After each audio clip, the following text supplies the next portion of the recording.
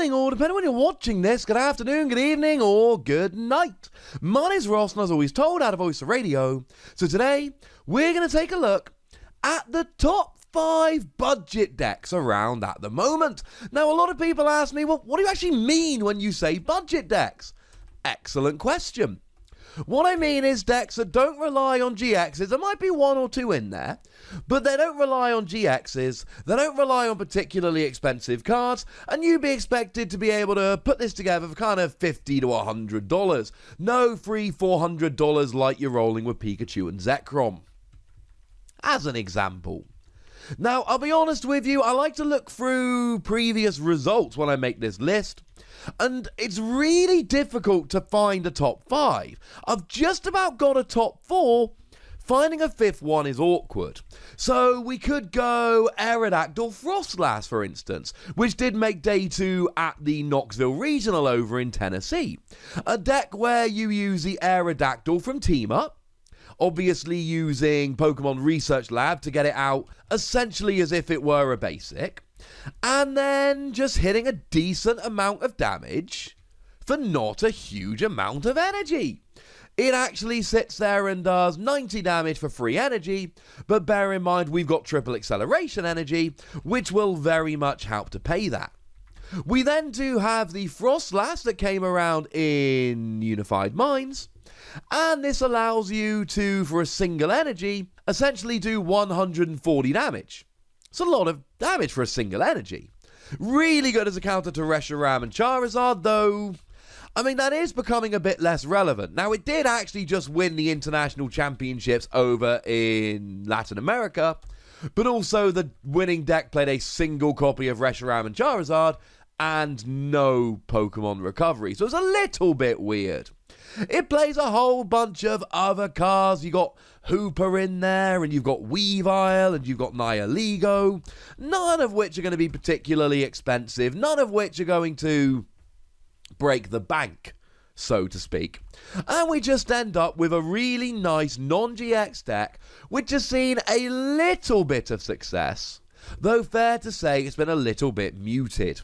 The other option in the number 5 would be that Italian Spidarlock deck I told you about a little while ago that uses Araquanid to actually copy the attack of Jupiter using a memory energy to basically stop your opponent retreating while item locking them using Omastar and bringing in a Alolan Ninetales for when you just need to stop them attacking with GXs. It found its way into the top 32 at the Paris special event, and it is a nice fun little deck, but it's very, very much a counter deck.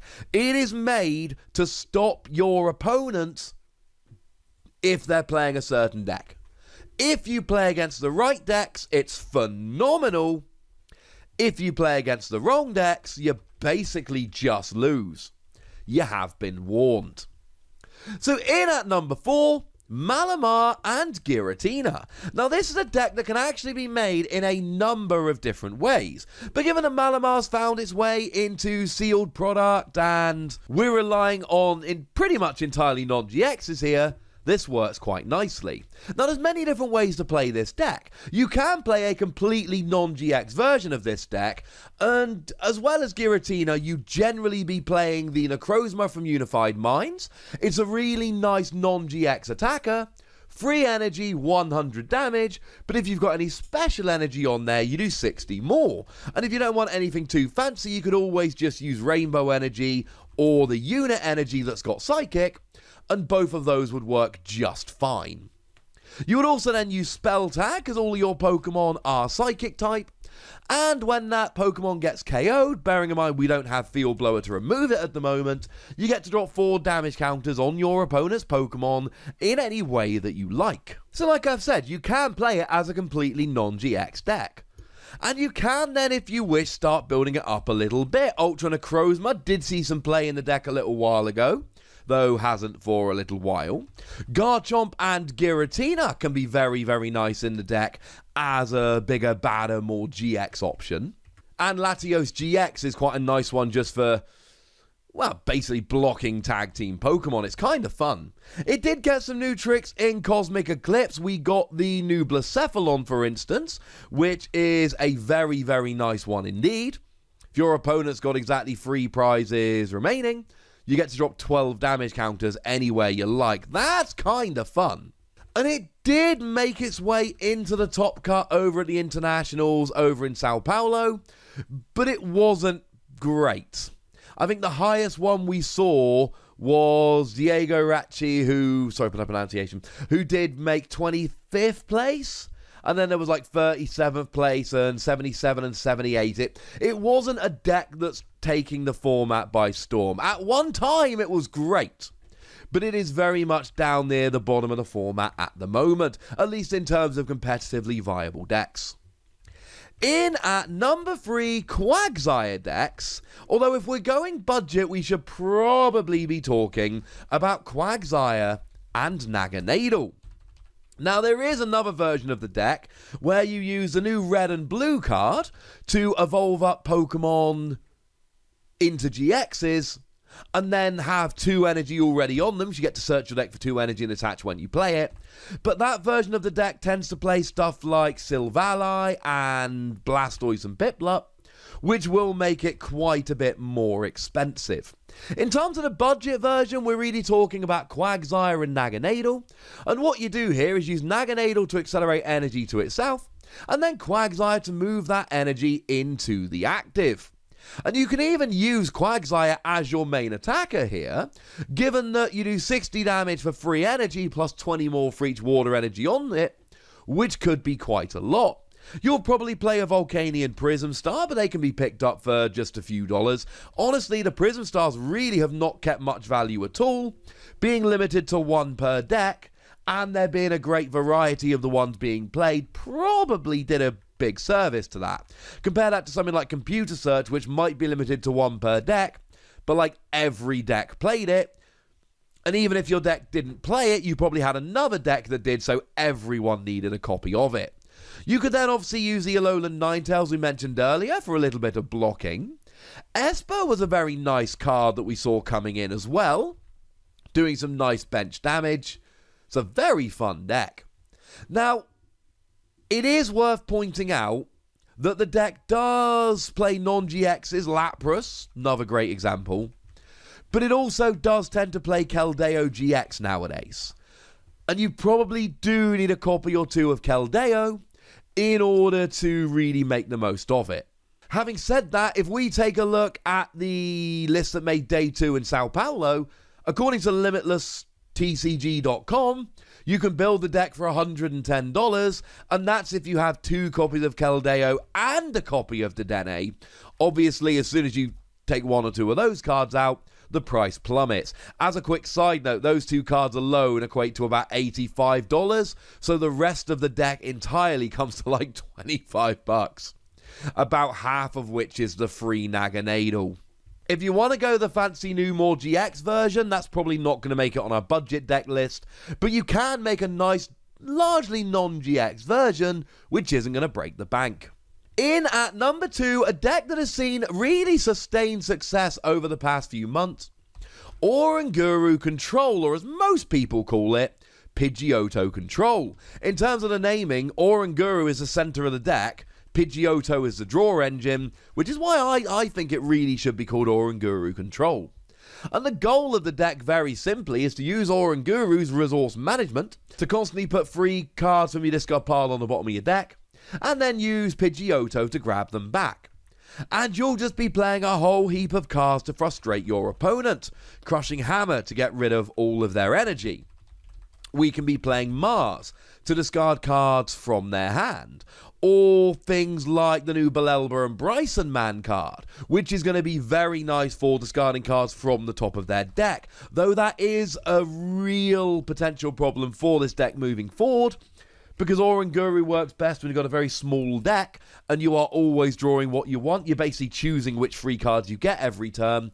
Not so much of an option when your opponent can drop a Belelba and Bryson Man and just discard the rest of your deck. So do be on the lookout for that.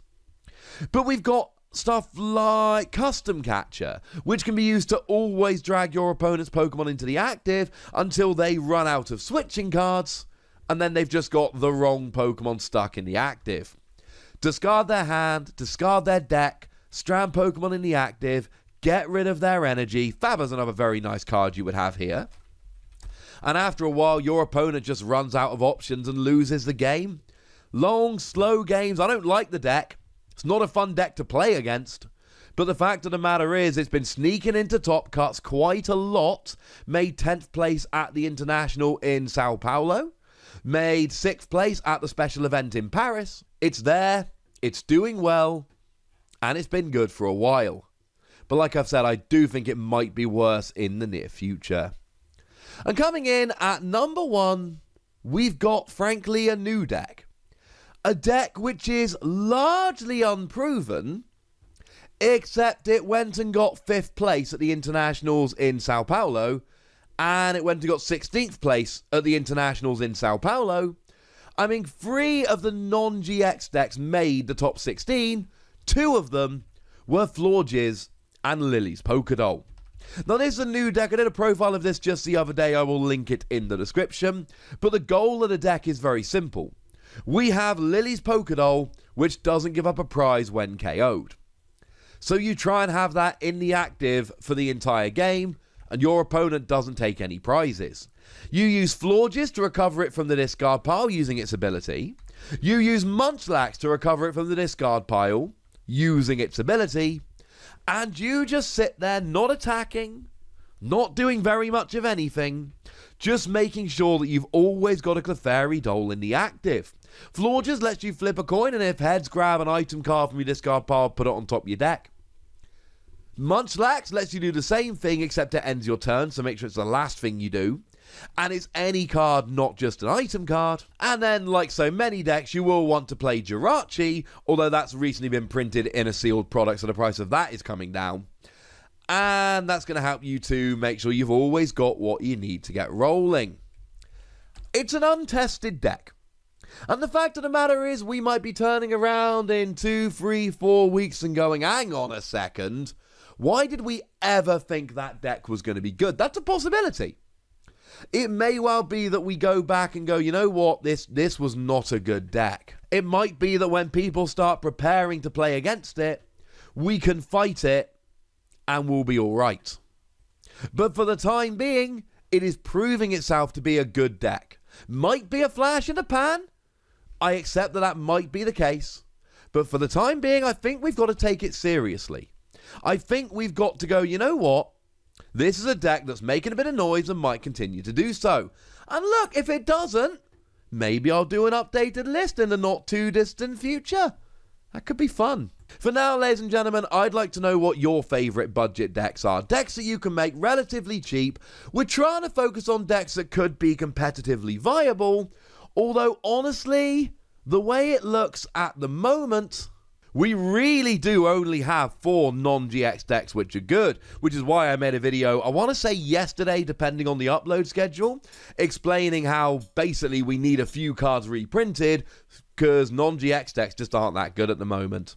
Go nuts in the comment section, but please do remember the rule. Be nice, would you?